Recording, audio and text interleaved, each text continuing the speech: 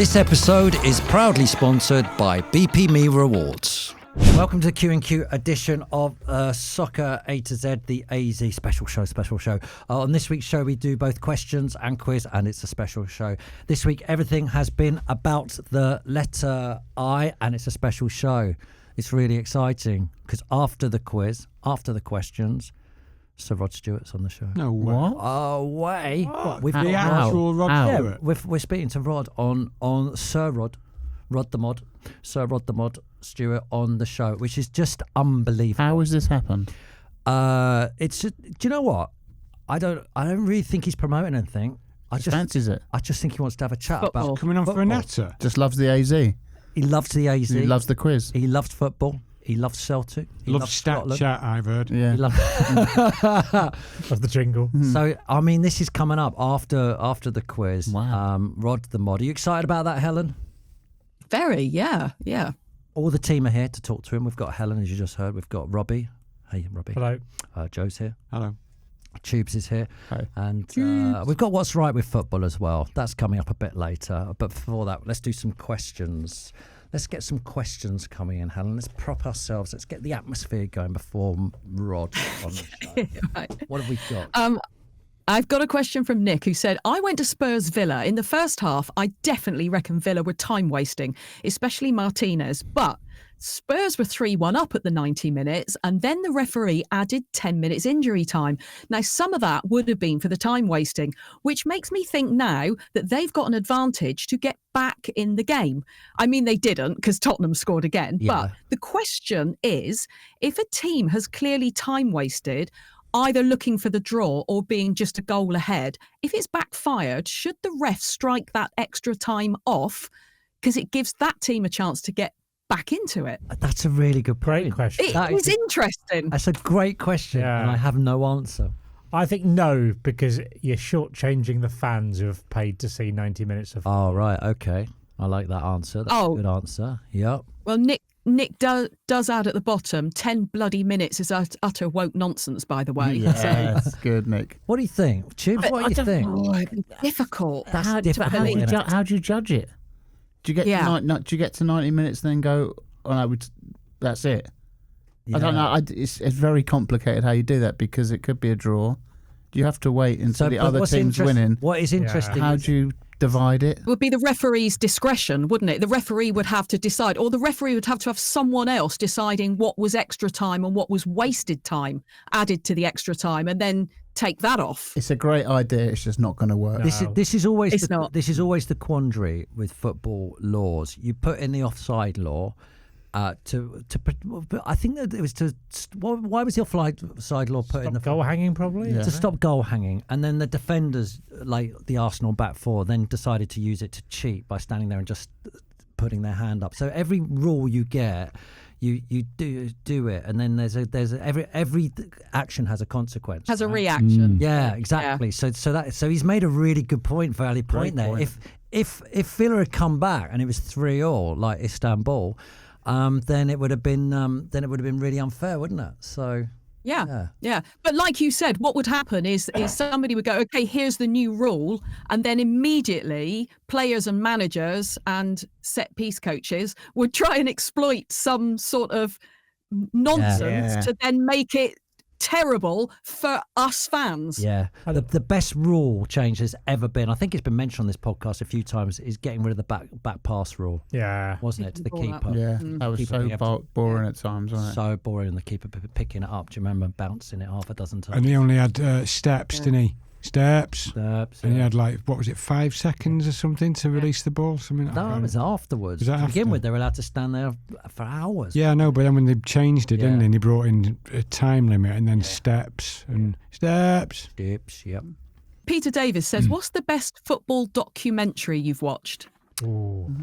I think I've got an answer to that. And I think it's a really strange one, but if you've not watched it, I recommend it. It's the Zidane one, which is a 21st century portrait. What they did is they got a load of cameras in a game and just pointed them at Zizou.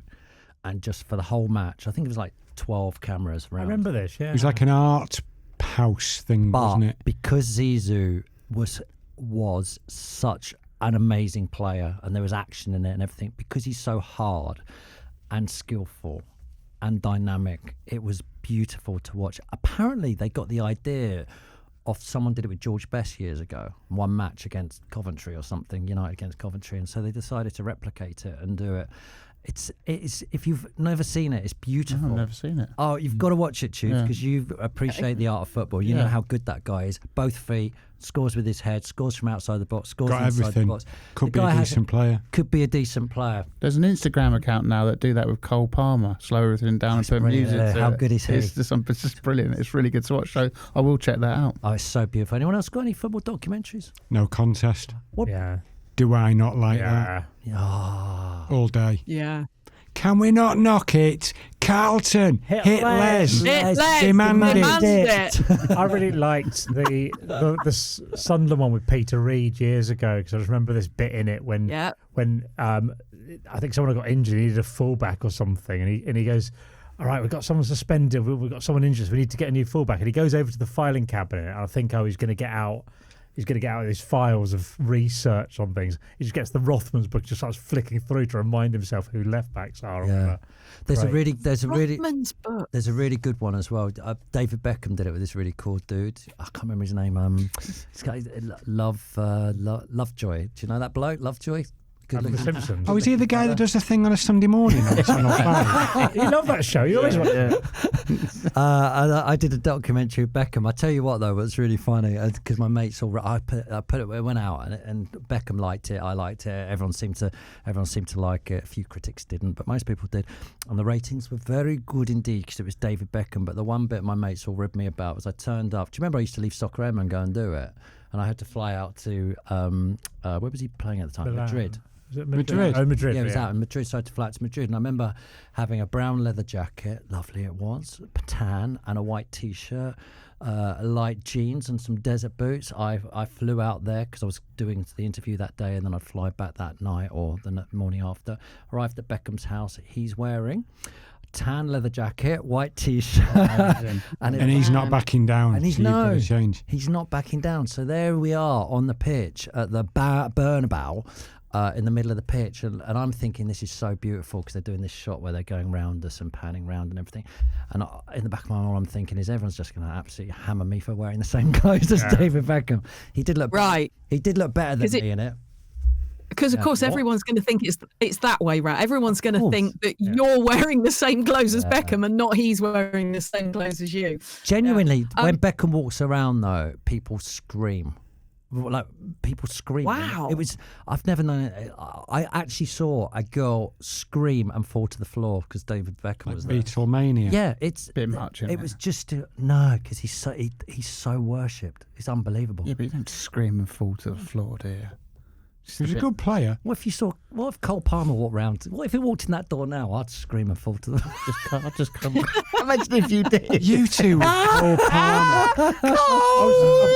I'm going to start a timer for what time in each episode we mention Cole Palmer the first time. There's not been a single episode, single week we haven't done it. Do you know what? We've got to book him on this. Yeah, that is our. Let's make it our mission. Tubes, that's our mission. Right, Cole Palmer. We're in. Right, Cole Palmer, you're getting on. Do me and Robbie and Ellen need to turn up that? No, it's just an hour special. Yeah. You're out. You're out. We call Chippy Me dinner. and Cole. Chippy dinner. So when we do the episode where the letter is O and we know that the following week is P, are we going to sort out between you two the week before who's taking Cole Palmer for We'll both P? do it. We'll do different stages of his career. We'll get him on the phone that week. We'll do the when he signed for Chelsea last season, and then we'll do this season. Joe and I are going to try and get Cole Palmer. Have we got one more question before we get We'll have a Palmer off. Yeah. Yeah, let's do that. Demand it. Yeah. George Morley, I'm just listening to the Q&Q episode while cutting greens at the Dyke Golf Club Brighton. No pink Castle teas today yet, Tubes. Love that. I have no idea what Castle tea crew. Everyone needs them. Okay. I used one of those when I played golf with Tubes. It doesn't work. It didn't work for me. It does. They're beautiful. George just set the scene, but his question is, he said, listening to what you said last week about giving away the ending of Sixth Sense, it reminded me that one week some wedding footage interrupted the Soccer AM broadcast. I always assumed this was interference from a nearby church, but now I guess it was a planned gag. Can you confirm or deny this, please? Top podcast folks, love having the team back together. I don't care about the question. All I care about is the fact that he assumed that a local church filming a wedding would have the technology override a live TV show broadcast from Sky Towers. I don't remember that. A wedding? You don't? No, we used to cut footage in all the time. I remember that vaguely. I don't remember. Yeah, I used to think it was funny, so we used to get like clips of footage and just. Whose wedding? Whose wedding was it? I don't remember. No, I can't remember whose job it was. Maybe Toby's or someone. I don't know. One of the guys, and I just used to say, "I'll cut some footage in." So we'd run some footage, and we would just cut random things like, I don't know, some wildebeest or something, and just cut it in, just because it just sort of amused me that things would happen on the show, that there was random stuff always happening on the show. I think it's because famously there were clips which were mistakes in TV shows. If anyone can remember this, and I think there was times where clips used to end up in TV shows. And in those days, it was cut and splice, I suppose, years ago. So they were hard to edit out or something. But it's easy for us. We were digital age, as Fennis used to say, digital. So Sky Digital. Yeah. So we just used to throw them in because it was it was just good fun. Just absolutely brilliant though. Random rubbish. I love the fact that a local church. Brilliant. Power. Anyone fancy a quiz? Please. Ooh, yes. Why not? Please. Welcome to the Unfair Football Quiz. It is unfair because football, as we all know, is unfair. Before I tell you about the quiz, let's meet our two competing dudes. First up, this man has the ability to overcome any obstacle put in front of him. That is because he's what's called a brain box. Whilst the rest of us were busy studying for exams, he was busy watching Neighbours, as he had learned it all in one sitting. He did not need a refresh. It is, of course, the brain box himself, Josh Lawrence. Welcome to the show, Josh. Hello, Josh. Hi, Josh. Right. Hello, everyone. All right. How are you brain box? Really well. Just taking a break from my encyclopedia reading. Is that a Scarborough top you got on there? Certainly is, yeah. Mighty Sea Dogs.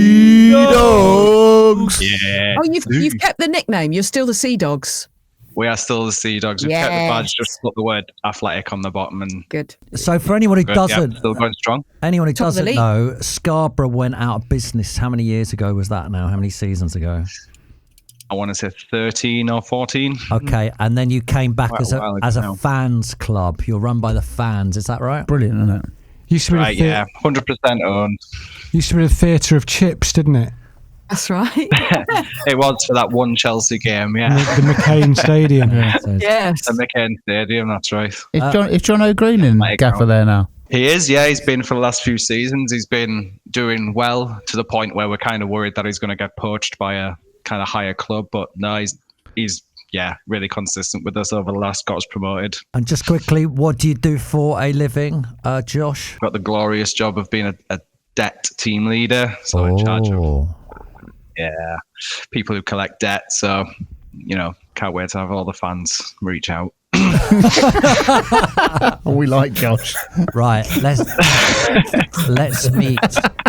Let's meet your competitor. Next up, this is one of the best dancers Europe has ever seen. Ooh. No one can work out where his natural rhythm has come from. This man never misses a beat. He can move in perfect time to half beats, and he's just as comfortable taking on quarter beats too. Never challenge him to a dance-off. The man is a dancing machine, all the way from Walsall. It's our first Eastern European competitor, Lee Boyce.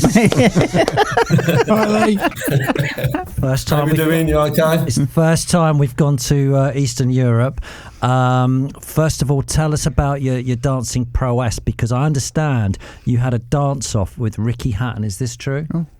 It is true. However, it was a miscommunication because Ricky was telling me that he still had moves while he's in the middle of a conversation.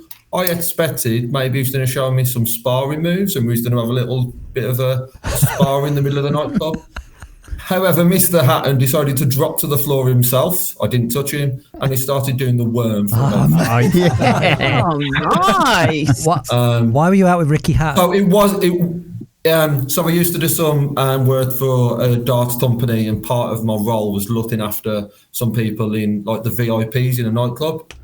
Ricky Hatton just happened to turn up in Blackpool, as Ricky Hatton does, and he had a message from one of his entourage who was with that night, asking if he could join in the fun. I'm not going to say no, am I? So Ricky joined us, and then within about an hour, he's on the floor doing the worm. Okay, that's good. The worm, why not? We like to. We often pick our favourites on what jobs they do. So far, Josh is winning with a debt team leader. What do you do? I am a governance and process manager for an insurance company. So well done, Josh. One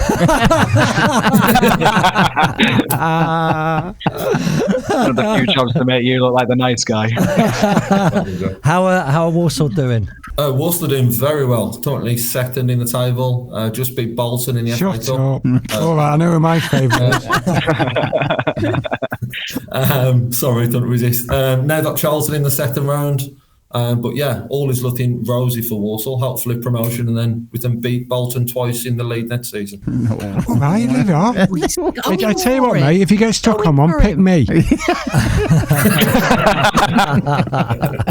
All right, let's go on to the laws of the game. This week on the AZ, our featured letter was, what was it? I. So all the questions will be about the letter I. There are 11 questions because there are 11 players in a football team. One of you will get 6 questions and one of you will get only 5. It is unfair, but as we all know, football is unfair. This week, Lee will get 6 questions as Walsall are a bigger club and you don't hear that very often.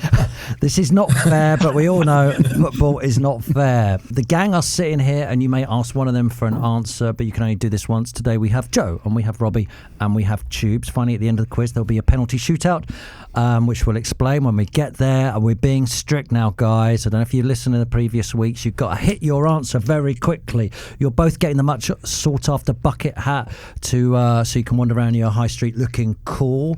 There is no prize for the winner apart from pride. Helen is keeping score. Her word is final. Are you ready? Yeah.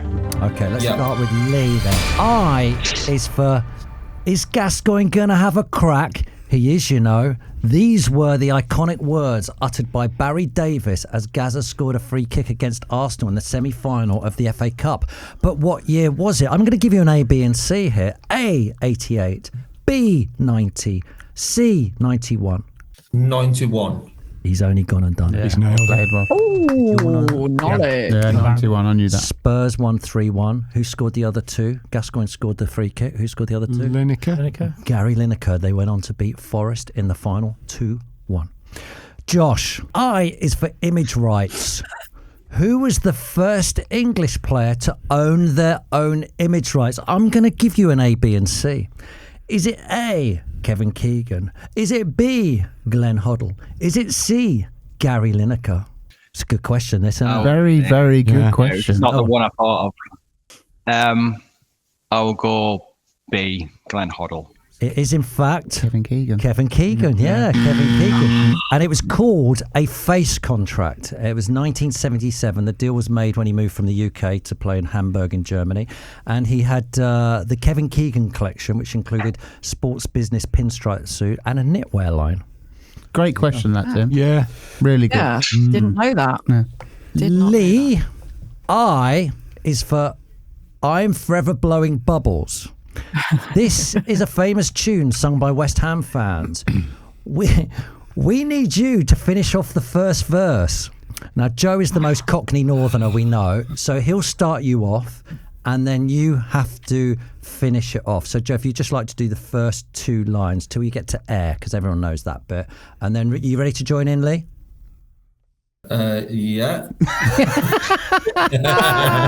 or you can get one of the other guys to do it if you want. I mean, you get Joe to go all the way through if you want to, but I mean, it's up to you. Don't blow your joker. Do you fancy it? Let's do it. Okay. Let's do it. Yeah. Joe, start. First two lines. Yeah. I'm forever blowing bubbles, pretty bubbles in the air.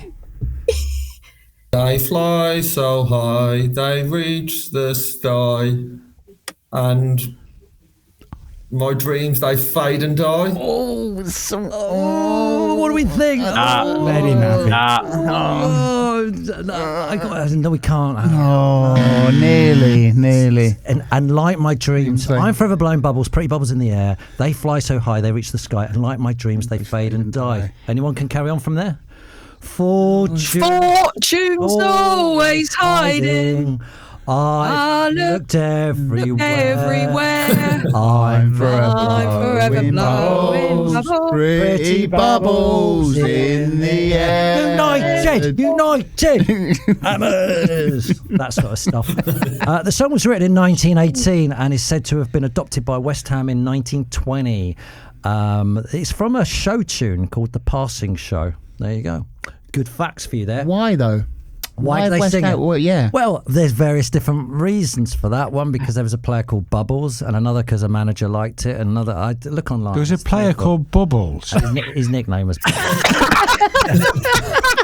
Was he a Big Brother? He went on to be Michael Jackson's chimpanzee. He played Michael Jackson's chimpanzee. He was in the youth team at West Ham. Josh. Oh, Josh, you're getting toughies here. Well, this might not be tough, actually. Depends. I is for IFAB. As we all know, the IFAB are in charge of football's rules and regulations. But what does IFAB stand for? Heard of them? You never heard of them? No. IFAB. IFAB. What does it stand for?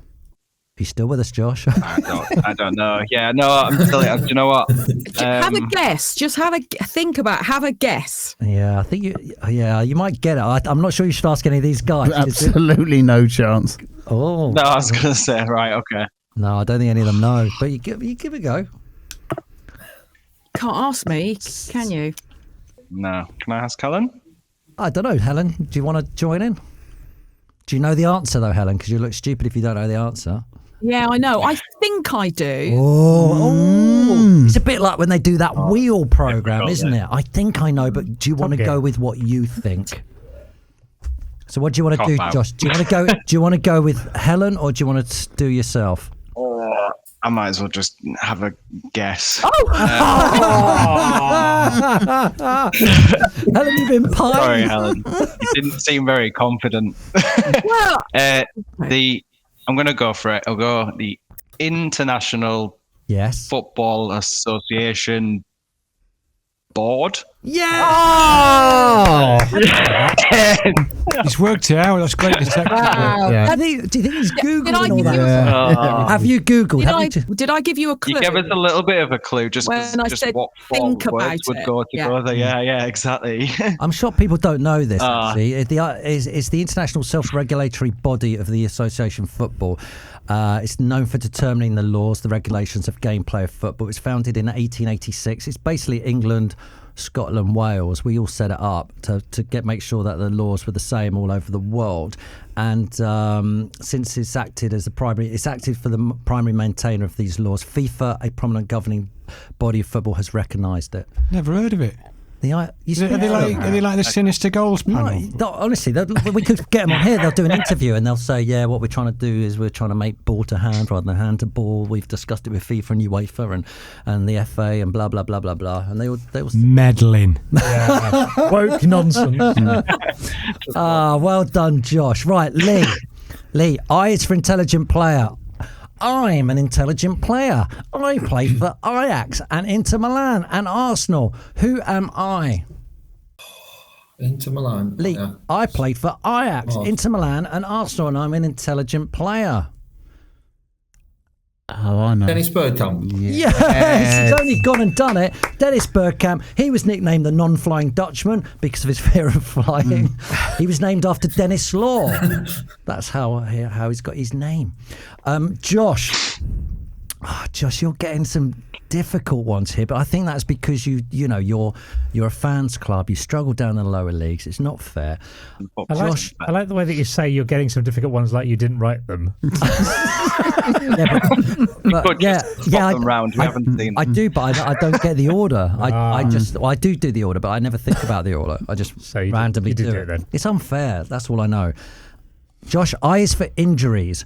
Which Premier League goalie pulled a muscle in his back whilst reaching for the TV remote control? I'm going to give you an A, B, and C. A, Dave Besson. B, David James. C, Casey Keller. What are you going for, Josh? I'm going to go for Robbie. Can I get some help? See, I know David James got a funny injury, but I couldn't remember. I thought that wasn't that dropping a ketchup bottle or something? I'd say David James. David James. Robbie's only gone and got it correct. Yes. Use your joker well. David James pulled a muscle in his back whilst reaching for a TV control.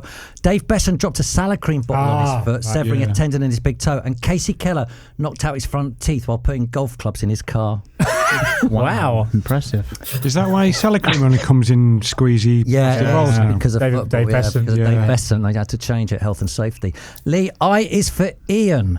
Which famous Ian invented the word bounce back ability, which ended up in the English dictionary?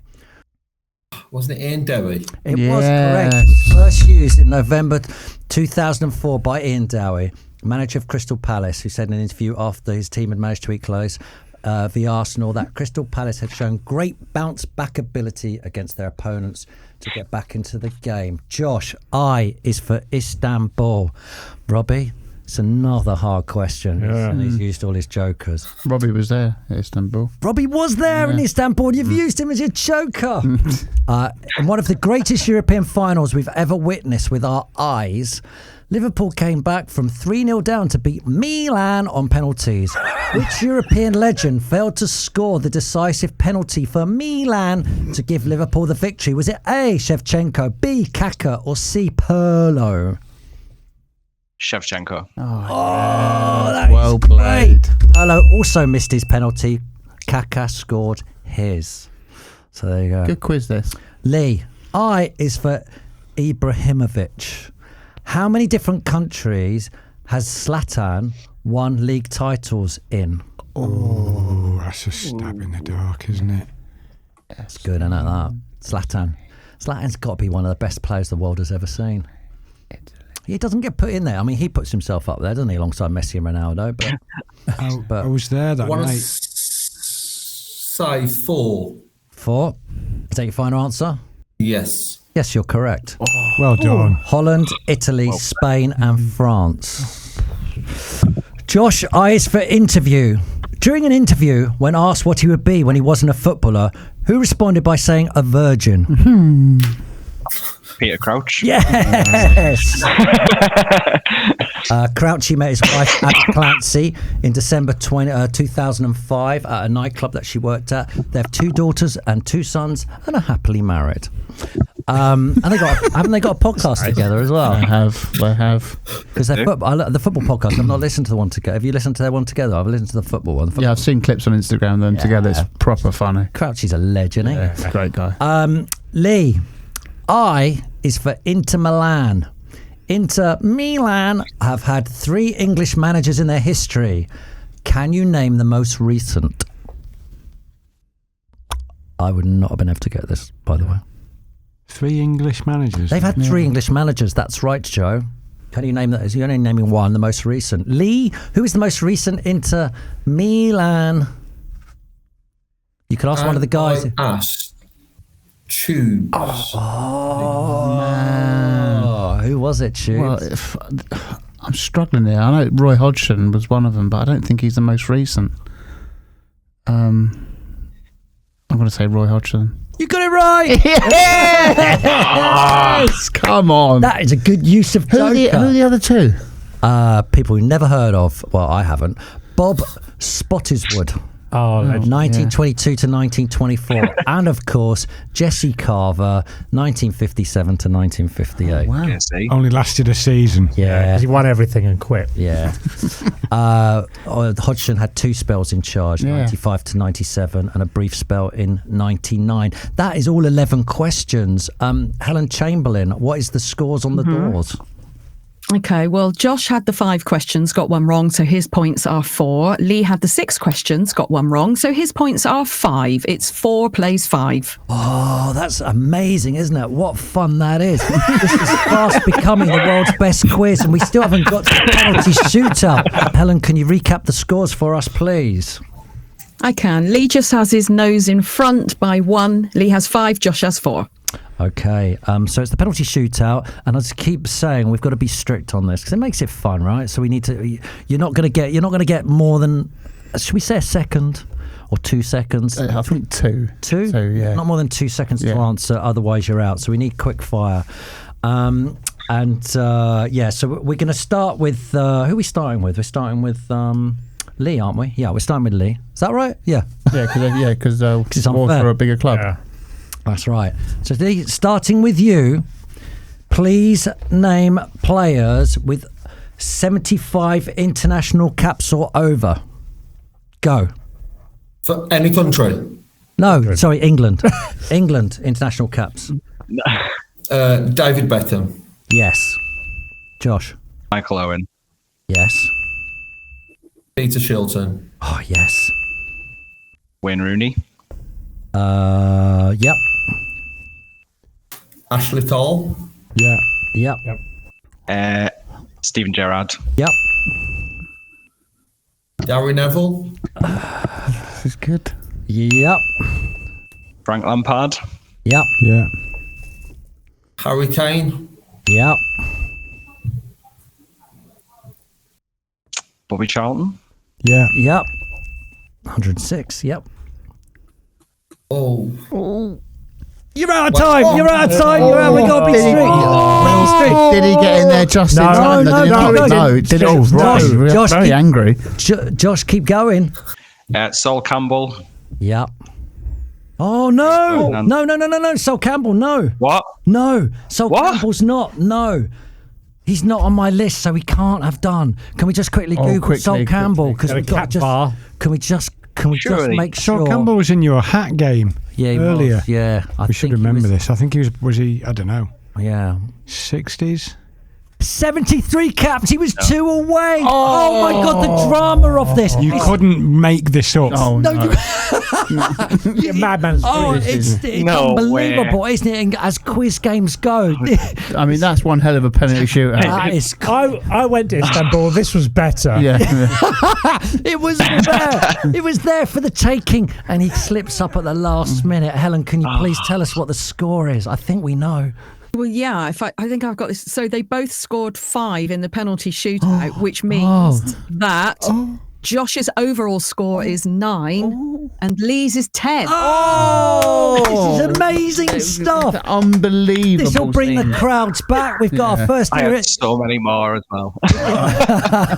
We got our first European winner, Eastern European winner as well. I think we've just cracked America. Yeah. Do you think that's it? The Americans will love this, won't they? Yeah. Yeah, wonderful. Listen, guys, thank you so much for joining us. Just to throw a few names out there: John Terry, Carl Walker, Ray Wilkins, Billy Wright, Stuart Pearce, just to make you feel really bad about yourself. Gary Lineker, Bobby Moore, Joe Hart. All these are all names you could have. Jordan Henderson, Terry Butcher, John Barnes, Tom Finney, Rio. I don't feel bad at all, by the way. That's great. Cheers, guys. Cheers, thank you. Later. Bye. Cheers, lads. When the game gets it right, it's pure delight. This is what's right with I'll tell you what's right with football this week. C. Watson 34 says footballers like Jack Grealish just being great guys off the pitch. Definitely. Good stuff. Definitely. The community work. Yeah. Yeah, I love that. A great player, Cole Palmer. Yeah, I was going to say he's no Carl Palmer, is he? Yeah, because of course there's camera phones everywhere now, isn't there? Obviously. So when you see, a footballer will peel off and go and talk to somebody, like a little kid that maybe everyone else has walked past, and it's nice that we get to see that now. Them being good guys. Doesn't get better than Jack Grealish. Apart from Birmingham fans, every single fan at their club, if Jack signed for them, would go, "That's brilliant, isn't it? Jack's going to turn up at our club. Lovely bloke." He's a real top guy, Jack. Yeah. Joe Gould 95 says hearing the "go on" from the crowd before a player scores a goal, which is no better feeling when you just know it's going to happen. Brilliant. I guess. Go on, yeah. That's brilliant. Yeah, great. Better than go on. Oh. The Tom Bracey. Tubes is gone. It's just Robbie looks for like, what was that good? The Tom Bracey saying penalty shootouts that go on until the keepers take them. Oh, yes. Yeah. Can't beat that. Building the tension. Yeah. Guys, I've got something really special for you now. As music legends go, music icons go, they cannot get bigger than this man himself. It is Sir Rod Stewart. No on the way. phone. Yeah. Oh, wow. We've upgraded here. This is unbelievable. What a lovely intro. I hope I can live up to it. Rod, I've been reading up about you because I knew you were coming on today. Football's been such a big part of your life, hasn't it, since you were, a young Massive. kid? Yeah, massive. I grew up in a football house, really. My dad played, my two brothers, my uncles, my grandfather, everybody played football. And my dad ran 2 teams, when I was a little kid, about 7 or 8, and I have fond memories of all the team gathering in the house. We had like 22 players because we had 2 teams, and the smell of liniment oil and my dad pumping up the old leather balls. It was just wonderful. And you were a decent player yourself, weren't you? Decent. I was brilliant, mate. I was okay. I had trials at Brentford, but they never called me back. Oh, no. But I did play till I was 67. Then I had to knock off. But actually, a bit later than that, 68, in competitive football in California, in an over 85 league. No, it was an over 45s league. What position were you, Rod? Well, I started up the front, I finished up at fullback. Similar to me. Anything like that, I'll be with St John's Ambulance behind the goal. Rob, one of the best things I know about you is obviously a lot of people, rock stars, spend their money on all sorts of things. You spent your cash on putting a football pitch in your back garden. You had your own football team and you used to invite players to come over and play. I never played there, but some people told me your pitch was immaculate. It was. Was it? Yeah, it really was. It was actually the size of Wembley. It was dead flat. I remember Gordon Strachan coming down one day to test it, and he said he rolled the ball from the halfway line to the centre spot, and he said, "This is amazing. It's dead flat." And we used to have Manchester United came down, Liverpool came down, Celtic came down twice. But I would only entertain teams in the Premiership. I think Huddersfield wanted to come once. I may be wrong. I said no. Standard. No cloggers. You don't want any cloggers on your pitch. Newcastle came down. They were great. I love how, when I say seriously you take football, I met you once at the Soccer Sixes. Do you remember those tournaments they used to have? Yes. Stamford Bridge. Now, you came marching towards me because Penny was playing, and you came marching towards me and you went, "You're the girl from the football show, aren't you?" And I said, "Yes, that's right." And you went, "Right. Oh, dear. I've been coaching Penny in the back garden and you are on the football show, so you two, and I'm serious, you make it." So you took us to both the side. You went, "Right, from kickoff." So from kickoff, I passed it to Penny. She passed it back to me, and I went up and scored. We scored the first goal in about 6 seconds, and we had every time I looked at her, she gave me the ball, and every time she looked at me, and we passed the ball, and you were on the sidelines bellowing at the pair of us. But we won, and we won the tournament. But I will never ever forget you coming and jabbing your finger at me saying, "You're from that football show. You know what you're doing." I wasn't rude, was I? I wasn't rude, was I? It was a nice jab. But you meant it. You meant it. You said, "I've been training in the back garden." Yeah, bloody football! I tell you, it's been the. My mum used to say that football had caused more rows in the Stewart household than Hitler. That's what she used to say. But everybody played. I mean, Dad broke his leg once at. My dad broke his leg once at Christmas. We missed me big brother's wedding because the boys were playing in a six-a-side tournament in the summer. Oh my God, caused so much trouble, but wonderful trouble. Rod, you're a Scotland fan. Scotland are back qualifying for international tournaments. Did you get out to the Euros? No, mate. It's obviously I was actually in Germany while all the games were going on, but because when you're touring, you have to book up a year in advance. So I couldn't wait for the list to come out of where they were playing. But it wasn't much of a showing. But I'm up to Celtic tonight though to watch them play Liège. Leipzig. Sorry. So I'm hoping for the best there. Obviously you're famously a Celtic fan. When's the best time you've been supporting them? I understand in the 70s you used to knock about with Dalglish in Glasgow, didn't you? Oh, yeah. I was, when I first became a big supporter, right, they've always been at the back of my mind as my Scotland team. My father was Scottish, that's why all this Scottishness is abundant. Yeah. He took me to training after he'd seen a Faces concert and knocked on the door. There's Kenny Dalglish, Jimmy Johnson, Dixie Deans, and one other. And they said, come on, you come into training. I said, yeah, I'd love to come down and watch. So they dragged me out of bed, went down to watch them training. Well, they used to train at Parkhead, on the real pitch. They don't anymore. And I met Jock Stein, then I became a Celtic fan ever since, because he made football sound like poetry. He really did. Very intimidating man. What was it like, though, hanging out in Glasgow in those days with Dalglish and that lot? Because Dalglish was so good, wasn't he? Oh, yeah. He was, then he left and went to Liverpool. No, it was a good squad of players, great guys. I played with most of them, and I just enjoy being up there, paying homage to my dad. If I get anywhere near Edinburgh, I always go and see where he lived. He lived in Leith, just outside Edinburgh. Right. And you swapped a gold disc for a Scotland cap, didn't you?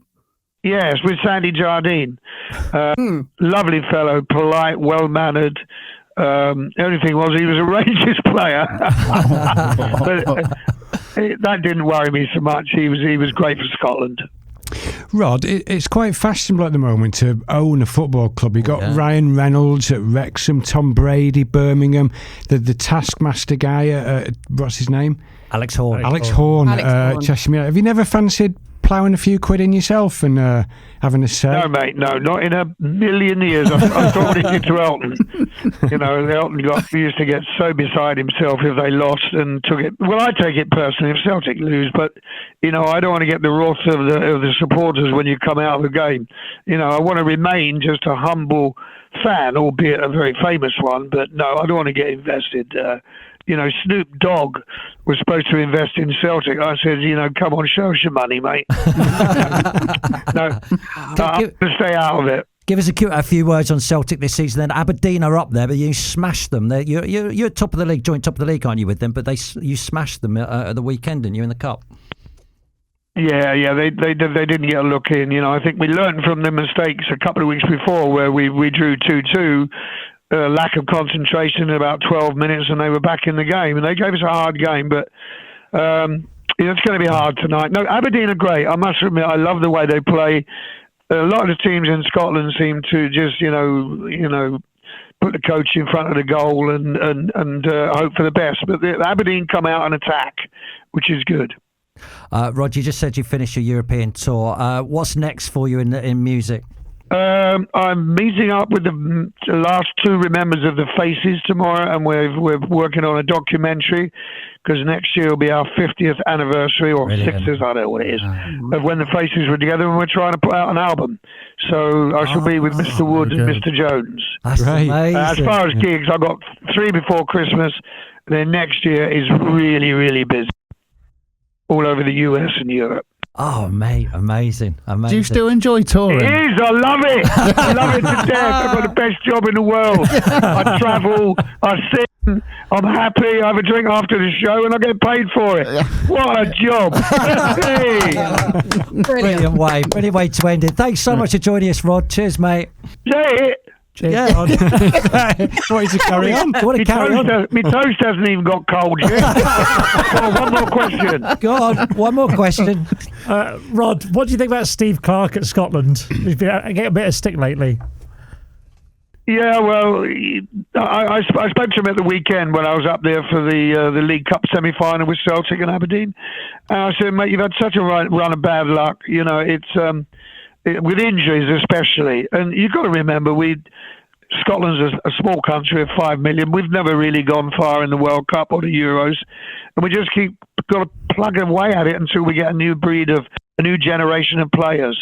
And I think he should keep his job. I think he's fine. Agreed. I'll tell you what, Rob, we had Chris Sutton on this podcast not so long ago to talk about the Old Firm. Oh, he's Celtic through and through. Yeah, I'm lucky enough to have gone to an Old Firm derby, though I did go as a guest of Alex McLeish at Rangers, so I was at Ibrox, but I've never known anything like the atmosphere of that derby. The best derby in the world. Is it? Do you think that? You must have been to a few big derbies in your time. Oh, that game is something special. I've been to hundreds.